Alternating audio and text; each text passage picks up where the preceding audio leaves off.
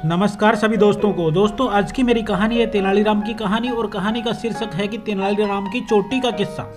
मगर दोस्तों आप सभी से अनुरोध है कि आप हमारे चैनल पे अगर नए हो तो प्लीज़ हमारे चैनल को लाइक शेयर सब्सक्राइब जरूर कर लें। जी हाँ दोस्तों, कहानी कुछ इस प्रकार है कि एक दिन बातों ही बातों में राजा कृष्णदेव राय ने तेनालीराम से पूछा, अच्छा ये बताओ कि किस प्रकार के लोग सबसे अधिक मूर्ख होते हैं और किस प्रकार के लोग सबसे अधिक सयाने होते हैं।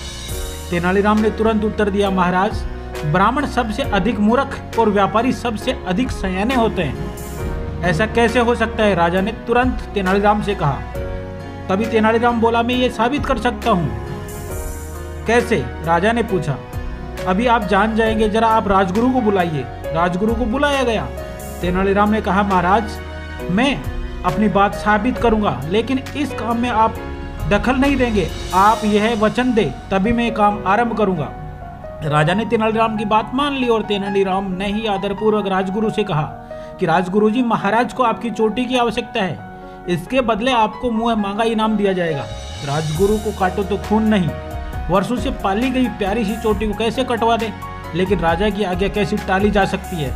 उसने कहा, तेनालीराम मैं इसे कैसे दे सकता हूँ?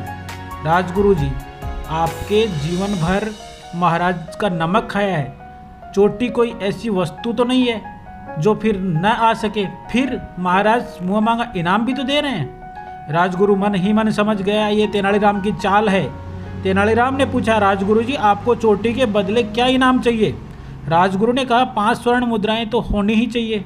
5 स्वर्ण मुद्राएं राजगुरु को दे दी गई और नाई को बुलवाकर राजगुरु की चोटी कटवा दी गई।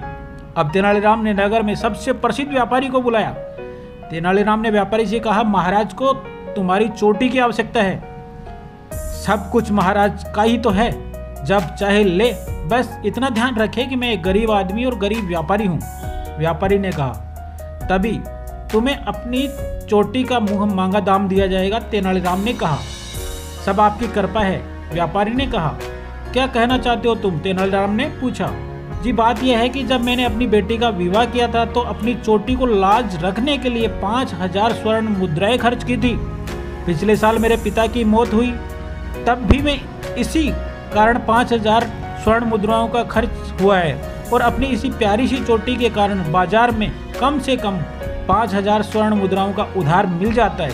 अपनी चोटी पर हाथ फेरते हुए व्यापारी ने कहा, इस तरह तुम्हारी चोटी का मूल्य 15,000 रुपये हुआ।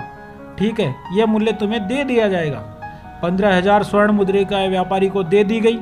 व्यापारी चोटी मुंडवाने के लिए बैठा। जैसे ही नाई ने चोटी पर उस्तरा रखा, व्यापारी कड़क कर बोला, संभल कर नाई के बच्चे, जानता नहीं ये महाराज कृष्णदेव राय की चोटी है। राजा ने सुना तो आग बबूला हो गया। इस व्यापारी की यह मजाल कि हमारा अपमान करे। उन्होंने कहा, धक्के मारकर निकाल दो इस सिरफिरे को। व्यापारी 15,000 स्वर्ण मुद्राओं की थैली लेकर वहां से भाग निकला।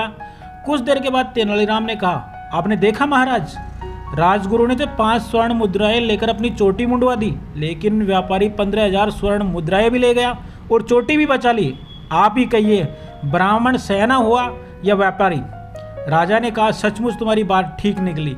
जी हाँ दोस्तों, किस प्रकार से तेनालीराम ने अपनी बुद्धिमत्ता का परिचय दिया। तो दोस्तों कैसी लगी आपको ये कहानी? अगर अच्छी लगी तो प्लीज़ हमारे चैनल को लाइक शेयर सब्सक्राइब जरूर करें, ताकि आपको आगे भी मिल सके ऐसे ही कुछ इंपॉर्टेंट और प्रेरणादायक वीडियो। तब तक के लिए जय हिंद।